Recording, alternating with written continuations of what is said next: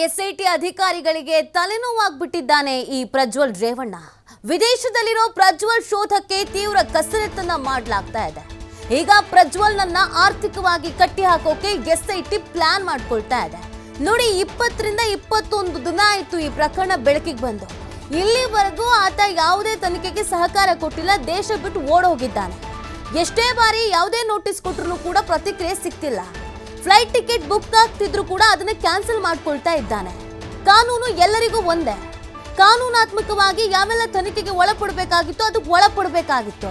ದುಡ್ಡಿದ್ದವರು ದೇಶ ಬಿಟ್ಟು ಹೋಗ್ಬಿಟ್ರೆ ಆಗಲ್ಲ, ತನಿಖೆಗೆ ಒಳಪಡಬೇಕು. ಹಾಗಾಗಿ ಏನ್ ಪ್ಲಾನ್ ಮಾಡ್ಬೋದು ಅಂತ ಎಸ್ಐಟಿ ಇದೀಗ ಆರ್ಥಿಕವಾಗಿ ಆತನನ್ನ ಕಟ್ಟಾಕೋಕೆ ಪ್ಲಾನ್ ಮಾಡ್ಕೊಳ್ತಾ ಇದೆ.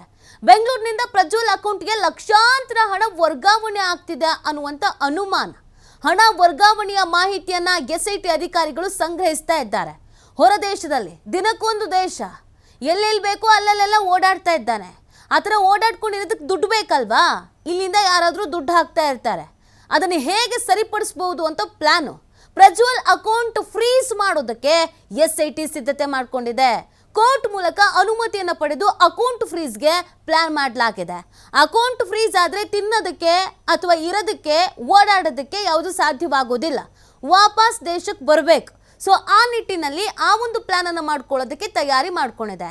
ಯಾಕಂದ್ರೆ ಸಾರ್ವಜನಿಕ ವಲಯದಲ್ಲಿ ಇದೇ ಚರ್ಚೆ ಆಗ್ತಿರೋದು.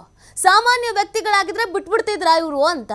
ತಪ್ಪ ಆಗಿದ್ಯೋ ಆಗಿಲ್ವೋ ಸೆಕೆಂಡ್ರಿ, ತನಿಖೆಗೂ ಒಳಗಾಗ್ಬೇಕಲ್ವಾ?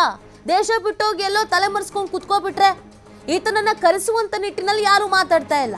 ರಾಜಕೀಯ ಆರೋಪ ಪ್ರತ್ಯಾರೋಪಗಳನ್ನೇ ಮಾಡ್ಕೊಂಡು ಕೂತಿದ್ದಾರೆ. ಈತ ಎಲ್ಲಿದ್ದಾನೆ, ಯಾವಾಗ ಬರ್ತಾನೆ, ನಾವು ಕರೆಸ್ತೀವಿ ಅನ್ನೋದನ್ನ ಯಾವ ಒಬ್ರು ಹೇಳ್ತಾ ಇಲ್ಲ. ಹಾಗಾಗಿ ಎಸ್ಐಟಿ ಈಗ ಈ ಕಾರ್ಯಕ್ಕೆ ಮುಂದಾಗ್ತಾ ಇದೆ. ಅಕೌಂಟ್ ಫ್ರೀಸ್ ಆದ್ರೆ ಆರ್ಥಿಕವಾಗಿ ಆತನ ಕೈ ಏನು ಮಾಡ್ಲಿಕ್ಕಾಗಲ್ಲ. ಇಲ್ಲಿಂದ ದುಡ್ಡು ಹಾಕೋರು ಸುಮಾರು ಜನ ಇದ್ದಾರೆ, ಆತನ ಸ್ನೇಹಿತರು, ಕುಟುಂಬಸ್ಥರು ಎಲ್ಲ. ಆ ದುಡ್ಡಲ್ಲಿ ಮಜಾ ಮಾಡ್ಕೊಂಡು ಆತ ಅಲ್ಲೆಲ್ಲ ಕೂತಿರ್ತಾನೆ. ಆದ್ರೆ ತನಿಖೆಗೆ ಒಳಪಡ್ಬೇಕಲ್ವಾ? ತಪ್ಪಾಗಿದೆ ಅನ್ನೋದಲ್ಲ, ಆರೋಪಿನೋ ಅಥವಾ ಅಪರಾಧಿನೋ ಅದು ಸೆಕೆಂಡ್ರಿ. ಅದ್ರ ತನಿಖೆಗೆ ಒಳಪಡ್ಬೇಕಲ್ಲ. ಒಂದು ಆರೋಪ ಬಂದಿದ್ದಾನೆ ಒಬ್ಬ ಜನಪ್ರತಿನಿಧಿಗೆ, ಇದು ಬೇಸಿಕ್ ಕಾಮನ್ ಸೆನ್ಸ್ ಇರಬೇಕಾಗಿತ್ತು.